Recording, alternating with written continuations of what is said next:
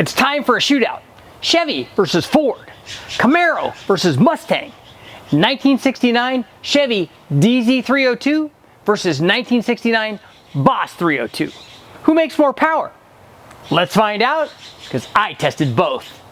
In this video, we're going to take a look at a comparison between the 1969 Chevy DZ302 and the 1969 Ford Boss 302. Now, both these motors were factory rated at the same 290 horsepower, but that number is suspect. If you took a look at the video I did on the M code 351 Cleveland, you know that the factory power rating is not always accurate. Sometimes it's more, sometimes it's less, sometimes it's spot on. Now, we know from previous experience the 290 horsepower rating of both of these 302s is not accurate. Back in the day, there was all kinds of speculation. Oh, those motors loved to rev, they made a ton of power. Those things made way over 400 horsepower.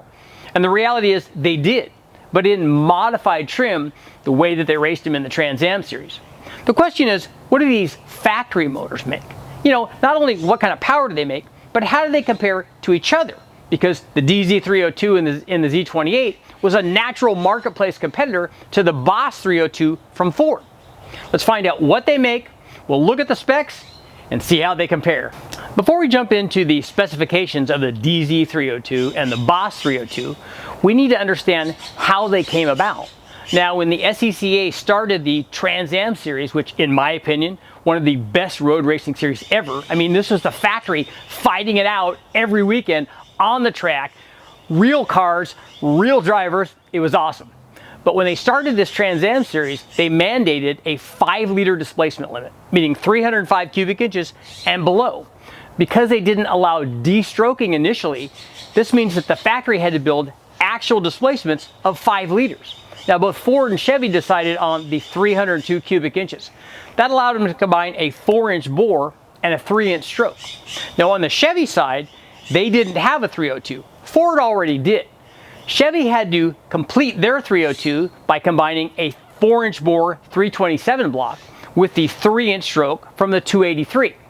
Basically, the DZ302 shared all of the specs with the previous 365 horse 327. It had the Fuelie heads, the Dunt-off cam, the aluminum intake, and the Holley carburetor. All they had to do was make the dome bigger on the 302 to maintain the 11-to-1 compression. Now, on the Ford side, they already had a 302 Windsor, but they decided to add the Boss, the then new Boss cylinder head. And the reason that the Boss cylinder head, the Boss 302 Cleveland style cylinder head came about was from their experience with the previous tunnel port cylinder heads. Now, Ford won the Trans Am championship back in 1967, and the tunnel ports, using that head, they realized, hey, lots of head flow makes lots of power. Now, the tunnel port wasn't a complete success, but it made them realize we want to build a combination that has lots of head flow. And that's how the Boss head came to be. So they topped a 302 Windsor with a Cleveland style head, basically making it the first Cleve-bore. So big head, lots of camshaft, aluminum intake, Holley 4-barrel. Now, on the Ford side, their compression was actually slightly lower than the Chevy. Where the Chevy was 11-to-1, the Ford was only about 10.5-to-1. So right away, Chevy had a little bit of an advantage. Let's check out the camshafts. The DZ302 has a reputation of being a high RPM screamer, and the cam timing is definitely part of that. That Dunt-off cam that Chevy used in the DZ302 had over 250 degrees of duration at 50.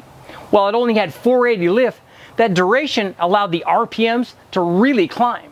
Now, that, combined with a big bore and a short stroke, ensured that everyone thought these things want to rev.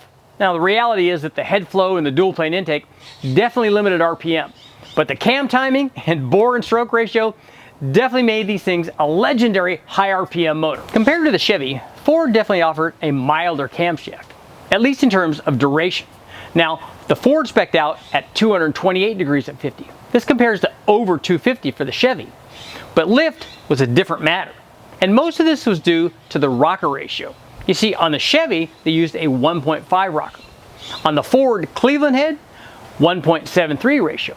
This pushed lift over 500 on the Ford camshaft, up to 514 according to our calculations, minus the lash. You see, both of these cams, the Chevy and the Ford, were solid flat tappet cams, and both of them had lash. And both of them would respond, especially the Chevy, to changes in that lash. It was one of the tuning secrets. Now these cams were combined both on the Ford and Chevy with dual plane aluminum high-rise intakes and big Holley carburetors. So I'd say the induction system is kind of a toss-up. Now let's get to the biggest difference between these two motors, the cylinder heads. Although there are obviously changes in the cam timing and compression, the biggest difference between the DZ302 and the Boss 302 is the cylinder head flow. If we take a look at this flow data generated from a story I did back in the day, we can see the fuelie head used on the DZ302 flows well, but it pales in comparison to the flow rate offered by a Boss 302.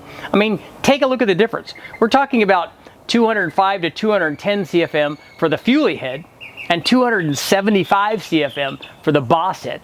That's a huge difference, especially when you figure that's for every port.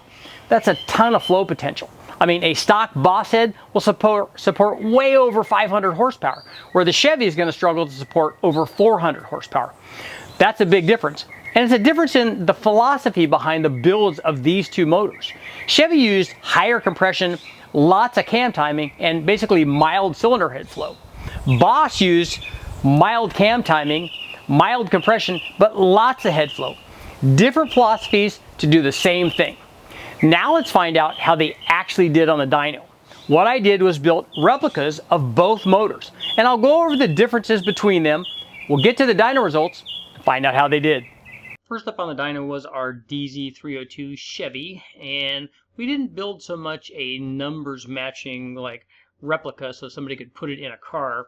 We built something that was going to represent what the power output that that combination actually made. So we built an 11:1 short block using forged dome piston that produced that compression ratio with the 64cc chamber fuelie heads. Now we ran a 186 casting, and there are a number of different casting fuelie heads that have that designation, and I've flow tested a bunch of them and run a bunch of them, and they all seem to make kind of the same power as long as they're cast and not ported in any manner. We installed the Dunt-Off cam and set the lash at, we set it a little bit tighter at about 20 thousandths, and ran it with a factory dual plane high-rise intake manifold that came on that motor. The one thing we did not use was the 780 Holley carburetor. For one thing, that the factory versions of that are really expensive, and we didn't want to use that to spend a few $1,000s on a carburetor. We just put a 750 Holley on it. We also did not run it with the factory exhaust manifolds. We ran long tube headers, and because you could get headers in the trunk from the dealership of those back in '69, we ran long tube 1 3/4 headers with no mufflers and just collector extensions. So running this manner, after we tuned this thing, we did jetting and timing. This thing wanted about 36 degrees of total timing. Our DZ302 produced 357 horsepower all the way out at 6,700 RPM, showing that these things do indeed need to want to run RPM. In fact, I ran a 327 and a 350, the LT1 and the 365 horse 327, and both of those made peak power, similar peak power, but at a slightly lower RPM, showing you what happens with displacement. The DZ302 also made 332 foot-pounds of torque, almost 333 foot-pounds of torque, down in the 4,400 RPM range. And having the peak torque that low is a function of that dual plane intake. So the combination of the dual plane and those cylinder heads produce this power curve, which is pretty nice. But now let's compare this to the Boss 302. So the Boss 302 in red produced more peak power, 374 horsepower, which is nice, and produced more power from 5,900 all the way up. Lost a little bit in the mid-range here compared to the DZ302, but was still working well down low here. Over 275 foot-pounds, 280 foot-pounds down in the 3,000 RPM range. Now everybody thought that the torque would just be killed by these big ports on the Boss 302, but it wasn't. It actually worked fairly well down here.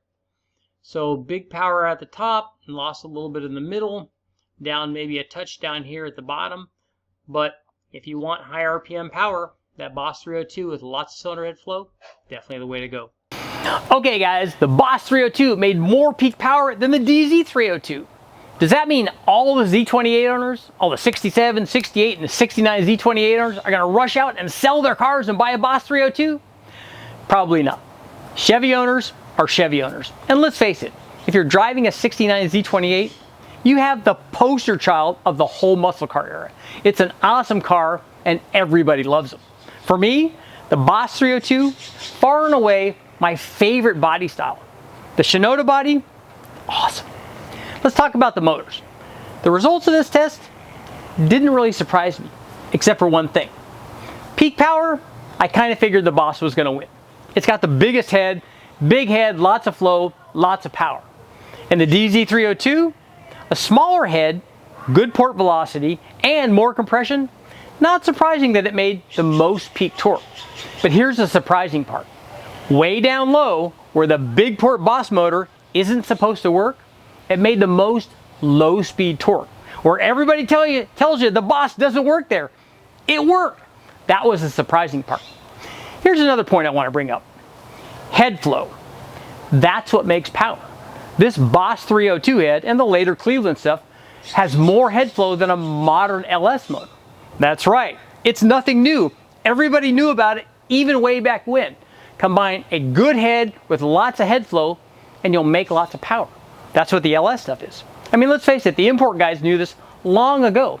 Take a look at an early 90s B16A Honda head.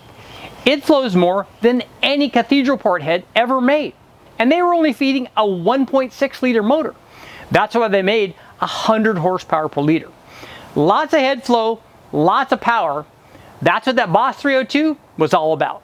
Thanks for watching, guys. Make sure to like, share, subscribe, ring the bell. I'll keep testing. More stuff coming up.